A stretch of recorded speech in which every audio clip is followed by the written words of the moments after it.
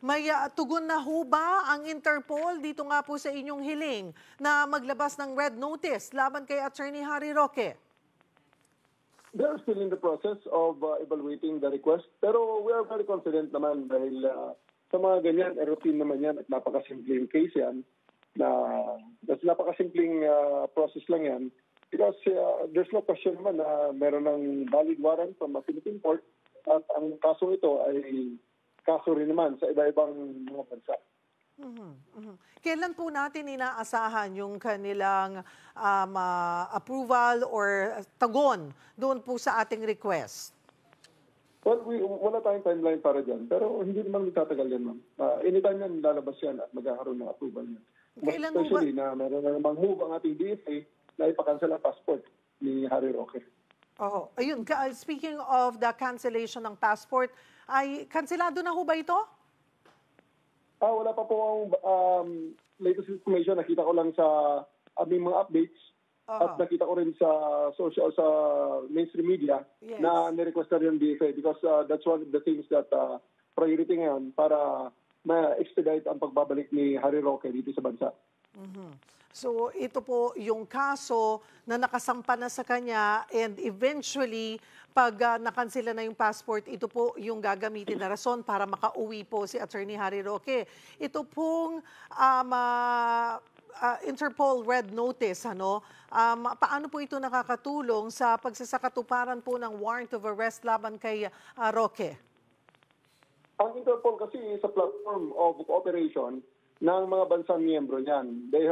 The member countries have come to agreement to aid one another in cases like this, such as extradition of wanted persons or fugitives that have crossed boundaries at lumipat sa ibang bansa to escape prosecution dito sa kanyang kung saang bansa siya ay naasunto. So Interpol will be the platform for cooperation para ma-expedite ang mga ito.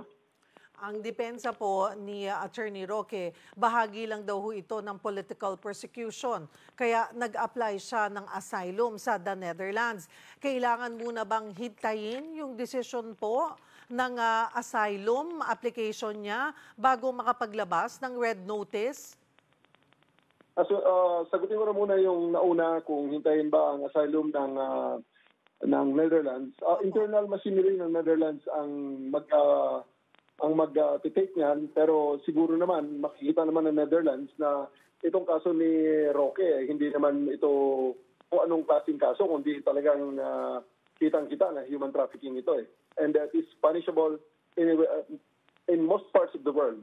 At pagkatapos sa accusation naman, sa depensa niya, na ito ay political persecution, abogado siya, naiintindihan niya yan kung ano political persecution. And alam naman natin ang kanyang history of spewing fake news at saka misinformation and disinformation and outright lies.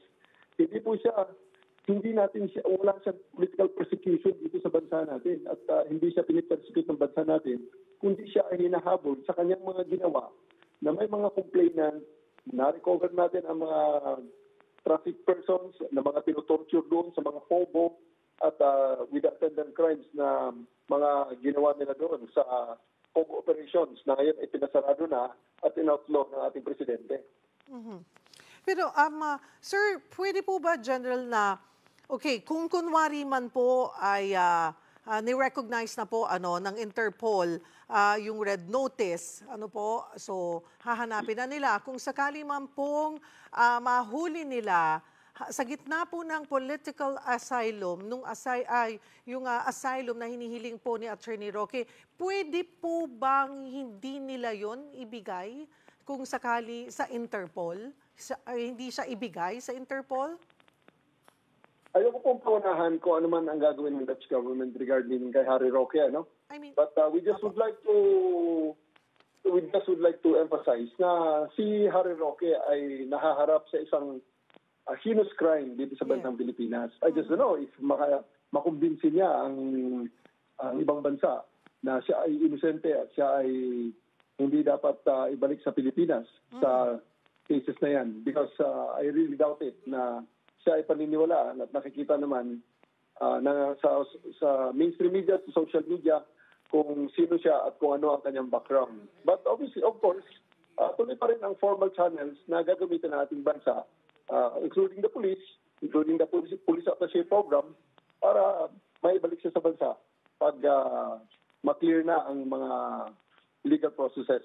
Tayo naman ay gusto nating gusto nating i-emphasize na sa gobyerno po ng ating Pangulong BBM, tayo ay stricter to the rule of law. Talagang sumusunod tayo sa sistema ng batas at ating ine-exhaust ang mga legal means and the formal channels para sa mga trabahong to. At wala tayong balak na lumabas man diyan sa kung ano yung sinasaad ng batas.